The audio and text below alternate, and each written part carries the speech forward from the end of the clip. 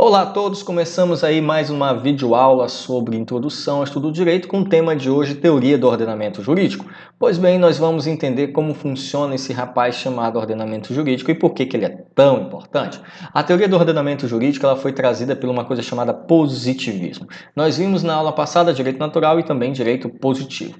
E a necessidade que a sociedade tinha de ter regras escritas que pudessem ser aplicadas e também que pudessem protegê-la. Então, no início do século início do século XX, finalzinho do século XIX, o positivismo foi responsável por permitir um estudo do direito com uma entidade unitária, formada por um conjunto de normas, e não um direito formado por uma única norma. Saía aquela ideia de uma lei natural, uma lei única, para vários dispositivos legais aplicáveis a cada situação, e esses dispositivos legais aplicáveis para cada situação, ao juntá-los, nós teríamos uma coisa chamada ordenamento jurídico. E essa teoria ela surge justamente pela necessidade de se ter um conjunto de normas jurídicas mais rígidas e aplicáveis a todas as situações e sair ali um pouco do autoritarismo daquele chefe tribal, daquele líder religioso ou daquele chefe local. Lembrando que eu falei para vocês que o direito natural ele era um pouco mais costumeiro, vinha das questões envolvendo a natureza, em que o homem se submetia muito à vontade de Deus e que as ordens eram todas emanadas de uma superioridade divina. Então, esse representante desta divindade poderia agir com certo autoritarismo ou com certa arbitrariedade. Com o surgimento de leis escritas, o próprio líder local acaba se colocando também submisso a estas normas. E era isso que a sociedade, principalmente ali no período da Revolução Francesa, era isso que a sociedade clamava, ter um líder que se submetesse à lei, algo que estivesse acima do poder do rei. Foi justamente aquele período de cortem as cabeças e fim do autoritarismo. Então, essa concepção de direito ela foi se moldando e antigamente os costumes eles eram hierarquicamente superiores ao direito escrito.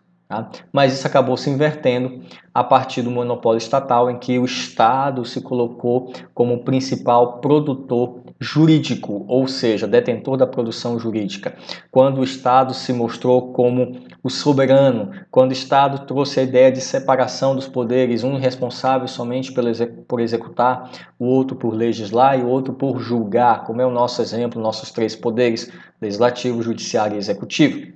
Então, senhores, essa noção de direito não se encaixava muito no direito natural. E aí foi necessário um positivismo e aí o fortalecimento do direito positivo como um todo. Com isso, senhores, o poder legislativo deixa de ser atribuído ao executivo, O rei, o governante, não tem mais ali o poder de criar as normas e ele passa a ser realizado por um colegiado que vai atuar juntamente, de modo que o governo ficaria ali então subordinado à lei. É uma ideia bem interessante. Se você quer quebrar o autoritarismo, você tem que tirar poderes autoritários do líder. Então, como naquela época o rei é que decretava, tinha os decretos reais, as leis reais, etc., você tirar isso da figura de um governante e jogar para várias pessoas realizarem e colocar este governante submisso a estas leis, a sociedade ficou feliz e contente de saber disso. Então teve muito apoio, com essa ideia de positivismo e agora o chefe, o governo, ficaria subordinado à lei e não mais acima da lei responsável por editar essas normas. Então o legislativo se torna a expressão máxima legislativa, O legislativo se torna a expressão máxima em criar normas de toda a nação por meio da representatividade, No nosso caso, no Brasil, por meio dos deputados e senadores a nível nacional, deputados e senadores esses que são eleitos pelo voto popular. Ocorrendo então, senhores, uma forma de neutralização política, E também do poder judiciário. Consequentemente, por conta dessa força toda que foi dada para a lei passou a ser a principal fonte do direito, não a única, Lembrando que a lei não é a única fonte do direito, ela é a principal com esse conceito. Sendo assim, senhores, essa ideia permitiu que o direito deixasse de ser compreendido como algo estável diante das modificações da sociedade, podendo ser modificado sempre que a lei mudasse. E nós estamos vivendo por esse período. Nós estamos vivendo por uma imensa gama de medidas provisórias por conta do estado de calamidade. Então estamos vivendo um período de mudanças. A lei não se torna mais algo tão rígido ao ponto de não ser rígido, sim, ela é, perdão, vou usar outra palavra, não se torna algo imutável. Ela pode sim ser moldada. Caso ela deixe de ser aplicada naquela situação, ela é revogada ou alterada ou reformulada por uma outra lei mais recente. Então, tal fenômeno de mutabilidade do direito é chamado de positivação do direito. Interessante. Então, o fenômeno de institucionalização e mutabilidade do direito é justamente chamado a positivação do direito. E essa positivação, ela fala do ato de positivar, ou seja, estabelecer um direito por força de um ato de vontade. Então, surgiu aí a tese de que todo e qualquer direito é fruto do ato da natureza de se positivar, ou seja, o direito é um conjunto de normas que valem por força de serem impostas pela autoridade constituída e só por força de outra posição podem ser revogadas. Ou seja, o Poder Legislativo criaria as leis, basicamente, essa é a ideia que o conceito traz, e só ele tem o poder de revogar as leis. Tá? Criaria a lei e ele revogaria esta lei. Pois bem, com a Revolução Industrial, houve uma necessidade maior ainda de velocidade de transformações, tá? Velocidade de adequações. Por quê? Com a Revolução Industrial trouxeram muitas mudanças e era necessário várias leis. Principalmente, eu enumero aqui o direito do trabalho, foi um dos que mais sofreu mutações na época da Revolução Industrial e também o direito comercial como um todo. Tivemos transformações rápidas, tecnológicas, e aí, senhores, aumentou-se muito a necessidade de termos uma resposta mais rápida do direito. Então, a positivação no século XIX sofreu ali uma ampliação e teve a sua importância, né, ali firmada e trouxe a lei, tá, votada pelo parlamento como fonte de direito. E aí, senhores, esse parlamento foi chamado depois de poder legislativo, ou seja, cresce a necessidade, cresce-se então uma necessidade da própria sociedade, nós temos então uma necessidade de aparelhar melhor o parlamento, o poder legislativo. Se este meio, né, precisa de normas, precisa de mudança, precisa de adequação, eu tenho que ter velocidade também no meu poder legislativo. Senão, se meu poder legislativo não atender às rápidas transformações da sociedade, ele acaba sendo sempre atrasado e todas as normas que ele editar sempre virão com atraso e poderão ser altamente ineficazes. Essa valorização da lei como fonte do direito e também uma consequente codificação vão gerar o que nós temos como base, tá, para uma corrente doutrinária conhecida como positivismo jurídico, tá, que entende o termo direito positivo como um direito posto pelo poder soberano do Estado mediante normas gerais e abstratas. Isso é como a lei. Como assim? Normas gerais porque se aplicam a todas as situações, ou se aplica a todos, erga omnes. E abstrata é porque ela não é feita para um caso específico. O direito ele tem que ter normas abstratas porque ele tem que já ter a previsão antes de acontecer a situação. Por exemplo, vamos pegar o direito penal. O direito penal não há crime que não tenha lei anterior que defina como crime aquele ato.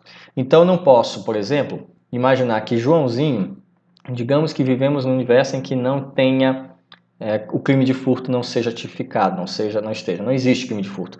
Então Joãozinho pegou uma coisa de outra pessoa e levou. Não tem uma lei que adeque ao crime de furto, não existe. Então eu não posso criar uma lei só para culpar Joãozinho, porque quando eu tiver essa lei editada, Joãozinho não pode ser condenado, porque ele cometeu antes desta nova lei e as regras penais não permitem isso. Então, na época que Joãozinho pegou o objeto que não era dele, não existia uma lei que condenasse isso como furto, que trouxesse como crime de furto. Então, eu já tenho que ter a lei antes de ter a situação. Como? Se eu não tenho caso concreto. A única solução, se eu não tenho caso concreto para aplicar a lei, eu tenho que aplicar a lei em uma situação abstrata. Por isso ela é considerada geral, erga omnes, aplica-se a todos, e também abstrata. Ela já se aplica antes da situação acontecer. E pelo fato dela ser abstrata, traz vários problemas que nós vamos ver lá na frente, mas problemas esses que são resolvíveis dentro do direito. Então, senhores, foi a partir do positivismo jurídico que a teoria do ordenamento jurídico foi criada. Então, temos o positivismo jurídico e, em consequência, criação da teoria do ordenamento jurídico. tá? E é importantíssima para caracterizar esse ordenamento jurídico direito. A teoria do ordenamento jurídico possui 3 características, tá? Unidade, coerência e completude. Eu não vou falar delas necessariamente nessa ordem que foi apresentada, mas vou falar das 3. Então não se preocupe, só não vai ser na ordem que eu apresentei aí, tá? Então nós temos as características de unidade, coerência e completude, qualidades que permitem que o direito seja considerado um conjunto, uma entidade nova, tá? Distinta de normas singulares. As normas são singulares e o direito é o conjunto dessas normas. Então vamos ao primeiro, unidade. Em relação à unidade, senhores, eu tenho que consignar que os ordenamentos jurídicos são complexos, tá? As normas jurídicas não derivam apenas de uma fonte. Para cada projeto de lei é necessário um estudo, um levantamento, uma pesquisa. Quando o deputado ou senador vai apresentar um projeto de lei, vai junto uma justificativa. Quando esse projeto de lei vem do executivo, também vem junto uma justificativa. Ele simplesmente não acontece por acontecer. É necessário ali ter uma razão daquele projeto existir. Então veja que cada lei, ela em si só é uma complexidade. E quando você junta várias leis, você junta também várias complexidades. Então, senhores, o ordenamento jurídico, ele é complexo, tá? Ele é complexo. Normas jurídicas não derivam apenas de uma fonte, tá? Então, e detalhe, o ordenamento jurídico não é formado somente por uma norma jurídica, é por várias. Então, imagine a complexidade. Se uma norma jurídica já é complexa por si só, imagine ela organizada em várias, né? E aí, senhores, nós temos o princípio da unidade ocorrência daqui. Então, o Poder Supremo, o Poder Estatal, faz uso de 2 técnicas, tá? Para manter a unidade do ordenamento jurídico. A primeira é a recepção de normas já existentes, tá? Ou seja, eu vou aproveitar tudo aquilo que já tem, vou recepcionar. Aconteceu muito com a Constituição de 88, tá? Existem leis anteriores à Constituição de 88, vou dar exemplo, direito tributário. O marco regulatório do direito tributário é uma lei de 64, mas quando a Constituição Federal veio e ela chegou trazendo normas de direito tributário, ela trouxe a recepção, tá? Ela recepcionou a lei de 1964, que passou a fazer parte, ainda continuava no nosso ordenamento jurídico, porque ela conseguia se encaixar na Constituição Federal. E a outra forma de se manter a unidade é justamente delegação de poderes, ou seja, eu acabo delegando os poderes para produzir normas jurídicas a outros poderes ou órgãos inferiores. Então, por exemplo, a nível federal, nós temos o Congresso, que é responsável pela legislação, tem a Câmara e o Senado Federal. Mas existem algumas normas que são editadas pelo Poder Executivo, como as medidas provisórias, os decretos, tá? Então, algumas leis, elas são normas de eficácia limitada, ou seja, sozinhas elas não conseguem se aplicar. É preciso um decreto que diga as regras de como isso vai ser feito. Isso cabe ao Poder Executivo. Vou dar um exemplo agora bem atual. Saiu a questão dos R$600 emergencial. Foi aprovado no Congresso a lei emergencial, mas a lei não trazia as regras, ou seja, ela só aprovou que seria pago R$600, tá? As pessoas autônomas, etc. Só aprovou que seria pago e deu as regras básicas. E disse que os repasses, os pagamentos, como seria a ordem de pagamento, o calendário para esses repasses, que instituições bancárias fariam esses repasses, tudo isso viria através de um decreto, ou seja, teve aí a participação do Poder Executivo. Sem contar também que, por exemplo, nós temos o Legislativo Estadual. Então, o governo federal não vai editar normas aplicáveis ao Estado. No nosso Estado, nós temos uma Constituição que foi votada pela Assembleia Legislativa com deputados estaduais. E na nossa cidade, nós temos a Câmara Municipal que edita as normas municipais. Então, veja que há aí uma pirâmide, uma delegação de poderes. O Congresso edita normas legislativas com apoio também do Executivo, participa em alguns pontos. Depois nós temos o Estado, né, com a Assembleia Legislativa e também algumas coisas que são feitas pelo próprio governador e as secretarias por suas portarias. E nós temos também os municípios através da Câmara Municipal e a participação de algumas normas editadas pela Prefeitura. Então vejam que para você conseguir legislar num país, você tem que delegar, não dá para concentrar tudo. Você tem um ordenamento jurídico dotado de unidade, mas você não pode sozinho editar todas as normas, tá, de um país. Imagine, vamos só por exemplo bem prático, imaginemos aí quantos municípios existem no nosso país. E aí, se você tivesse o Congresso tendo que editar normas municipais para todos os municípios do Brasil, ele não faria outra coisa a não ser ficar criando lei para os municípios. Então, isso aí ficou a cargo das câmaras municipais e os seus respectivos vereadores. Então, senhores, apesar do ordenamento jurídico ser complexo, ele também é unitário. Interessante isso, ele tem que se formar por unidade. Tá? E é uma teoria elaborada por Kelsen. Essa teoria se baseia no fato que o ordenamento jurídico, as normas jurídicas não estão todas no mesmo plano. Existem normas superiores e normas inferiores, isso é bem verdade. Tá? A Constituição Federal, nossa Carta Magna maior, e as demais leis que vêm abaixo terão que se adaptar aí ao que diz a Constituição Federal. Não podem ser contrárias a ela, temos uma lei maior. Tá? Isso significa, senhores, que uma norma retira o seu fundamento de validade de outra norma, que é hierarquicamente superior. Ou seja, a filha aprende muito com a mãe. Né? A Carta Magna, também chamada de Carta Mãe, ou Carta Maior, que é a nossa Constituição Federal. Para Kelsen, uma norma é válida porque ela foi emanada pela autoridade competente, e essa competência é conferida pela própria Constituição. É bem verdade, Kelsen tem razão nesse ponto, porque a Constituição Federal é que dita o que compete ao Executivo fazer, ao que compete ao Judiciário fazer e ao que compete ao Poder Legislativo fazer. Então, a própria Constituição diz o que cada um dos três poderes deve fazer e o que pode fazer. Tá? E aí, conceito de Paulo Nader, a graduação é a seguinte: Constituição, lei, sentença, ato de execução. Isso significa, por exemplo, que uma sentença, que é uma norma jurídica individualizada, se fundamenta na lei e, por seu lado, se apoia na Constituição Federal. Tá? Aí nós vamos para o próximo, a completude. Tá? Entendido que o ordenamento jurídico deve ser único, deve ter unidade, temos a completude. Ou seja, no que tange à completude, são características do ordenamento jurídico a coerência e a completude. Tá? E elas duas estão relacionadas, por isso falei primeiro de unidade, depois falar de completude e de coerência. A completude está relacionada com a coerência. E o que quer dizer? Existem lacunas, tá? Existem lacunas quando a lei é totalmente omissa em relação ao caso. Eu falei para vocês lá atrás que a lei ela é abstrata. Ela prevê situações abstratas. Então, pode acontecer situações específicas que ela não vai se encaixar com perfeição. Vai ficar ali uma lacuna. E o legislador, ele fez isso de propósito? Não sei. Depende muito da situação. Mas tudo tem solução. Quando o legislador ele deixa essa brecha, cabe ao julgador saber como ele vai aplicar essa norma no caso concreto. Tá?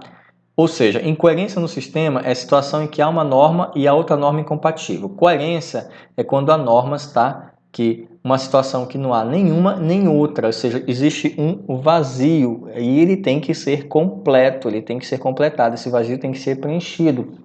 Segundo Norberto Bobbio, a completude é compreendida como a caracterização pela qual o ordenamento jurídico possui uma norma para regular cada caso concreto, ou seja, com a falta de uma norma jurídica, isso é chamado de lacuna, existe um espaço.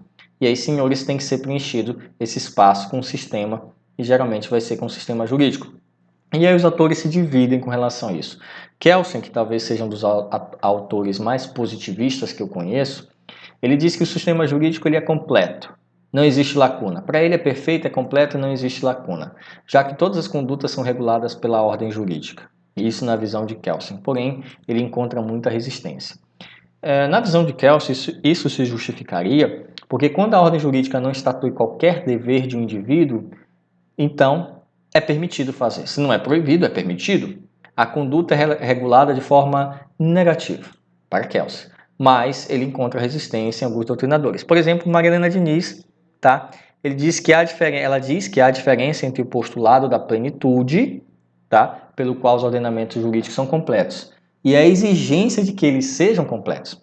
Maria Helena Diniz, a lacuna é um problema inerente ao sistema jurídico, natural dele, tá? Não é nada alienígena, é algo que o próprio sistema jurídico apresenta. Lacunas são coisas normais do sistema jurídico, segundo Maria Helena Diniz. Então, para ela, senhores, a lacuna é um problema inerente ao sistema jurídico. E o legislador não tem como prever todos os fatos, é impossível. É impossível que um deputado ou um senador faça a previsão de todos os fatos jurídicos que vão acontecer no país daqui para 1000 anos. Isso é impossível, não tem como. Tá? Maria Helena Diniz tem razão nesse ponto. Então, e vão existir conflitos na sociedade que não estão amparados pela norma. E aí como é que se faz? Paulo Nader também concorda com a Maria Helena Diniz, entende que as leis não conseguem disciplinar todos os fatos sociais. Existem brechas, a vida é dinâmica, a sociedade é dinâmica e ela tem que se adaptar. Portanto, lacunas vão existir. E aí, senhores, a completude é uma exigência para o bom funcionamento do ordenamento jurídico. Então, o que acontece? Duas regras. Primeiro, o juiz é obrigado a julgar todas as controvérsias que são apresentadas para ele examinar. Ele não pode dizer, não vou julgar essa aqui porque não tem lei. Não, ele tem que dar uma solução. Ele tem que aplicar uma solução. Ele é obrigado a julgá-las com base em uma norma que pertence ao sistema. Mas se a norma é vazia, como é que ele vai fazer? Aí, senhores, o Código de Processo Civil ele diz que o juiz não pode se eximir de julgar alegando falta de normas aplicáveis ao caso. Está previsto na própria legislação brasileira, como falei, artigo 140 do Código de Processo Civil. Então, uma vez reconhecida a existência de lacunas no ordenamento jurídico, vamos ter que preencher este vazio. Como nós preenchemos os vazios normativos? Aí, senhores, temos que recorrer a alguns instrumentos. Por exemplo, é chamado de integração e preenchimento. Eu tenho que usar elementos que a própria legislação oferece, ou por princípios jurídicos, mediante operação lógica e juízo de valor. E o artigo 4º da Lei de Introdução às Normas do Direito Brasileiro, tá? É o Decreto 4657 de 1942, ele traz meios para o juiz fazer isso. Ele diz, abre aspas, quando a lei for omissa, o juiz decidirá o caso de acordo com a analogia, os costumes e os princípios gerais do direito. Então, seria então, senhores, ele utilizaria, tá? Quando a lei for omissa, ele vai julgar conforme a analogia, utilizando casos parecidos, situações parecidas. Ele vai utilizar a força dos costumes, tá? Para tentar preencher aquele vazio. E, claro, os princípios gerais do direito. Mas ele vai usar isso quando tiver lacunas na lei. Se a lei estiver completa e se aplicar na situação, o juiz não vai precisar utilizar dessas ferramentas, né? Se a lei for perfeita e se encaixar sozinha, ele não precisará mais utilizar dessas ferramentas. Sendo assim, vamos para o nosso terceiro e último, a coerência. A coerência, senhores, é julgar que exista antinomia jurídicas, ou seja, negar que haja choque entre normas, a existência de normas incompatíveis entre si. Por isso que eu falei que a completude e a coerência elas são correlacionadas. Para um sistema jurídico completo, um ordenamento jurídico completo, ele tem que ter normas que não tenham choque, que não sejam incompatíveis entre si.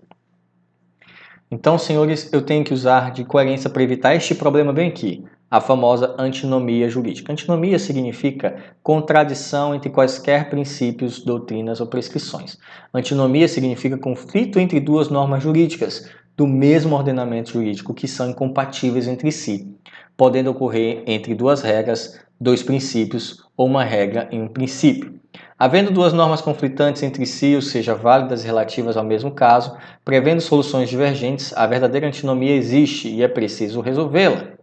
A incompatibilidade não pode existir. A antinomia ela pode ser classificada da seguinte forma: ela pode ser aparente, quando os critérios de soluções de antinomia foram normas integrantes do ordenamento jurídico. Ela pode ser também uma antinomia real, quando não houver na ordem jurídica um critério específico expresso para a sua solução. Não há. Então, senhores, para manter a coerência, eu preciso solucionar essas antinomias e indicar critérios para resolver. Graças a Deus, nós temos esses critérios. O primeiro critério, tá, é o critério hierárquico. Lei superior derroga a lei inferior, tá? Prevalece a norma de hierarquia superior em face da norma inferior. Nem preciso dizer que a nossa norma de hierarquia superior é justamente a Constituição Federal. Então, ela vai prevalecer sobre qualquer outra que seja contrário a ela mesma. Temos o critério cronológico. Lei posterior derroga lei anterior. indica que a norma mais recente deve prevalecer sobre a norma mais antiga. No entanto, esse critério só tem aplicabilidade se eu estiver tratando de normas com a mesma hierarquia. Aí eu posso aplicar o critério cronológico, tá? Primeiro eu tenho que ver se tem a mesma hierarquia, estão no mesmo patamar. Estando no mesmo patamar, eu aplico o critério cronológico. E aí temos também o critério de especialidade. A lei específica, ela é aplicada no lugar da lei geral. E vou explicar. Por exemplo, nós temos, vou pegar aqui o exemplo do direito penal e o direito do trabalho. No direito penal, nós temos os crimes contra a vida. Esses crimes contra a vida, crimes dolosos contra a vida, eles são geralmente julgados, o crime de homicídio, por exemplo, é julgado no tribunal do júri. E o procedimento, ele é específico, ele é regido por normas específicas. Então, para esse crime, eu não aplico as regras gerais, eu aplico as normas específicas dos crimes dolosos contra a vida. Mesma coisa no direito do trabalho. No direito do trabalho, nós temos os empregados urbanos, rurais e domésticos. Então, vejam, se eu sou um empregado doméstico, eu não vou aplicar 100% a CLT. Eu tenho uma lei específica para a minha profissão, ou seja, a Lei Complementar 150 de 2015, que é a lei que trata dos empregados domésticos. Também temos uma legislação só para empregados rurais. Temos uma legislação que trata sobre segurança armada. Temos uma legislação que trata sobre os professores, enfim, para cada situação uma lei específica. Então a lei específica ela é aplicada no lugar da lei geral, tá? Então temos essas três formas de resolver as antinomias: o critério hierárquico, o critério cronológico e o critério da especificidade ou da especificação. Bom, esses foram os comentários com relação à nossa aula sobre teoria do ordenamento jurídico, tá? Como ele funciona e as três regras básicas: completude, unidade e coerência. Deixe suas dúvidas aqui nos comentários. A gente se vê até a nossa próxima videoaula.